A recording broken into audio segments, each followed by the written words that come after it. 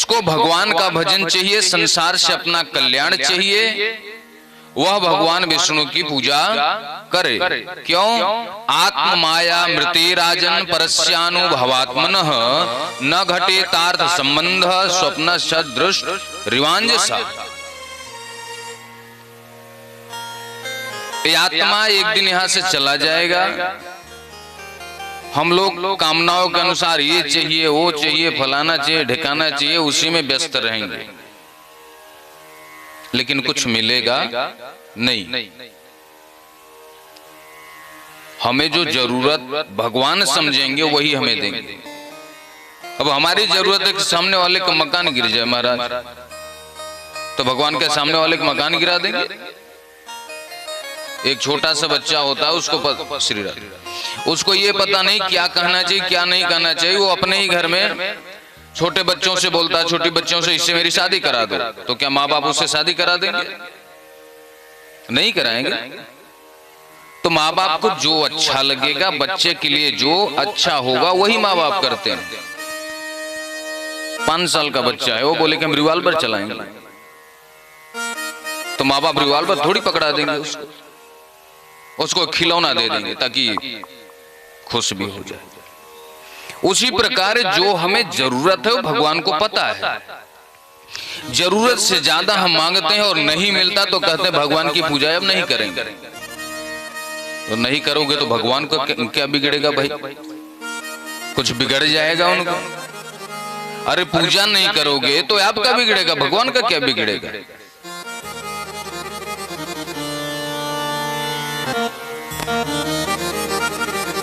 न घटे तार्थ संबंध। कामनाओं की इतनी आसक्ति हो जाती है जीव के ऊपर कि जागते जागते तो चाहता ही चाहता है कि ये मिले वो मिले, लेकिन जब सो जाता है सोने के बाद भी देखता है कि मैं तो हवा महल में चल रहा हूं, हवा महल में बैठा हूं। बड़े बड़े सपने पालता है। पता चले इमरती है, गुलाब जामुन हाथ में लिया है और जैसे मुख के पास लाए नींद टूट गई तो हंसता है। स्वप्नश्चित।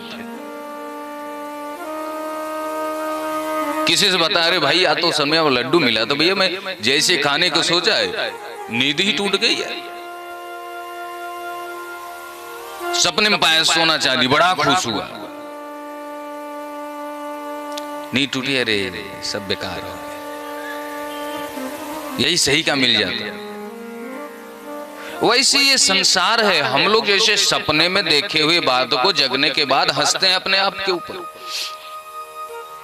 वैसी संसार सागर है। यदि आप इसमें आसक्त होकर के रहते हैं तो आप समझो सोए हुए हैं, सपने देख रहे हैं। इस संबंध जो समाज का संबंध है, यह एक सपने के समान है। वास्तविक आपका संबंध भगवान कृष्ण से होना चाहिए। जिसका कृष्ण से संबंध है उसको किसी दूसरे की जरूरत नहीं है। जो परमात्मा का आश्रय लेकर के चलता है, जो कहता है कि मेरा सब कुछ परमात्मा है, उसको किसी दूसरे की आवश्यकता नहीं है। मिल गया तो ठीक है, नहीं मिला तो ठीक है।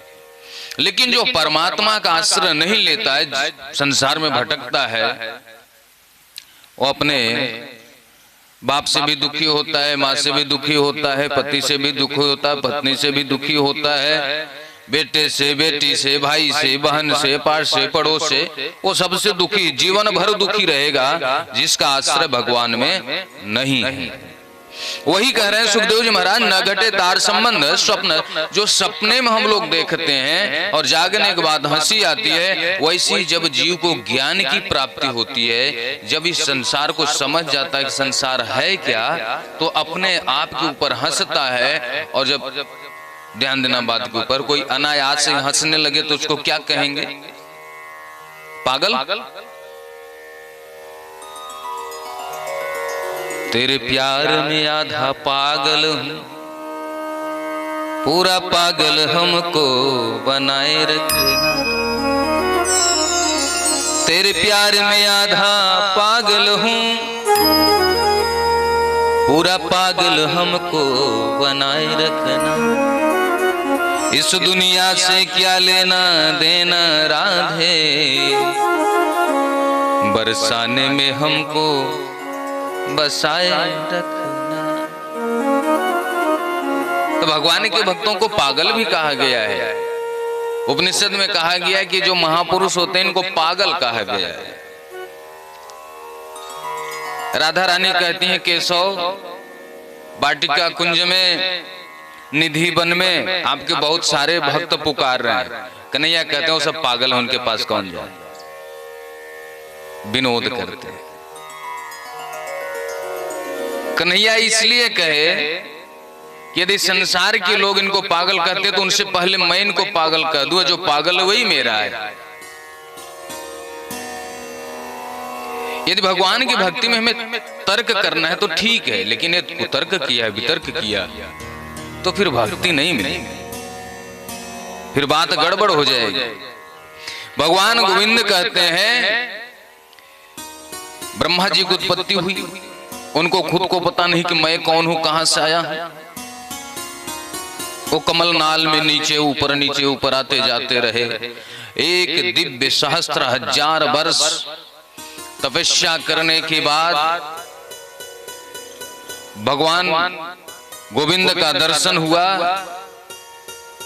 भगवान विष्णु के नाभि से कमल की उत्पत्ति हुई, कमल के ऊपर ब्रह्मा जी की उत्पत्ति हुई। और जैसे ही प्रकट हुए तो सोचे हमारे पिताजी कौन है, माताजी कौन है। अच्छा, कोई कोई कहता है कि ब्रह्मा जी ने सृष्टि की रचना किया।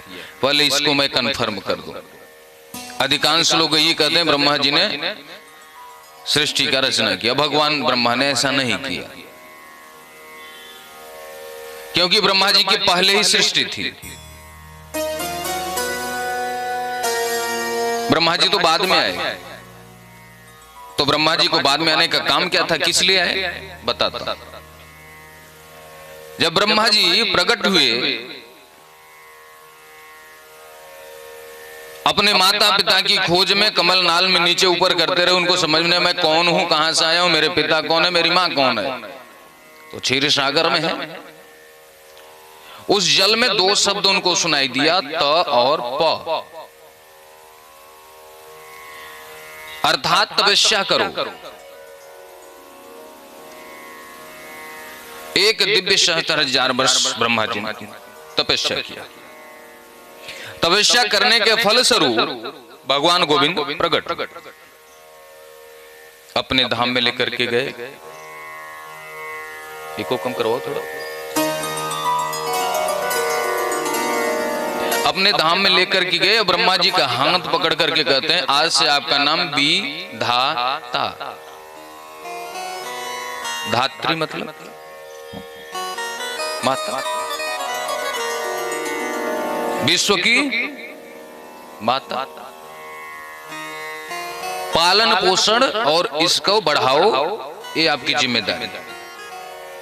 विधाता, आज से आपको मैं विश्व की माता पिता नियुक्त करता हूं।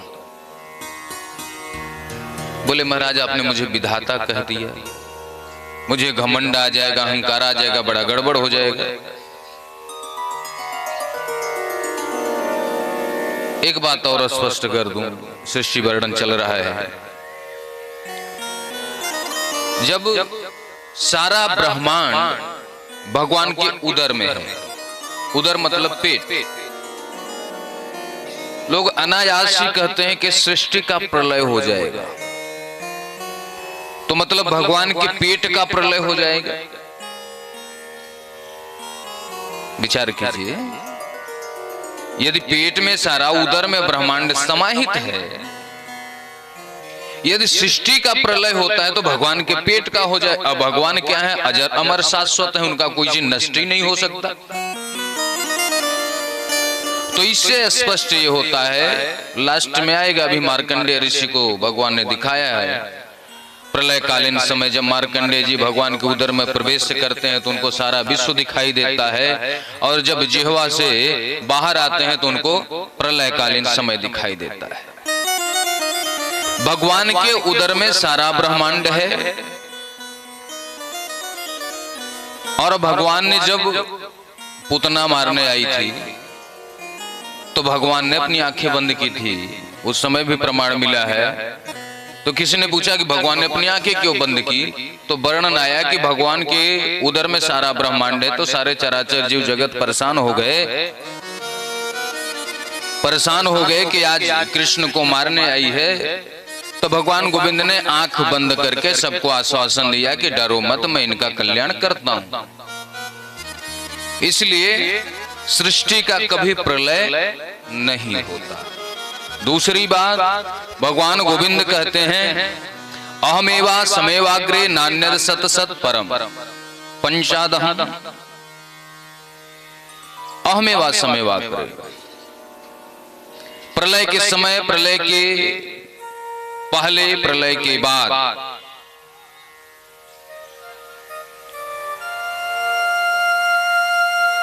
जब भी रहता हूं मैं रहता हूं और कोई नहीं रहता। देखने का नजरिया अलग है, किसी को भैया दिख रहा है, किसी को मामा दिख रहा है, किसी को फूफा दिख रहा है, लेकिन उसके अंदर भी भगवान है। तीनों काल में, भूतकाल, भविष्यकाल, वर्तमान काल, जब जहां पे हूं मैं हूं। आकाश, पाताल, पृथ्वी, जहां पर हूं मैं हूं। ये संसार ऐसा प्रतीत होता है कि मेरा है। ऋते अर्थम यत प्रतीयेत न प्रतीयेत चात्मनि।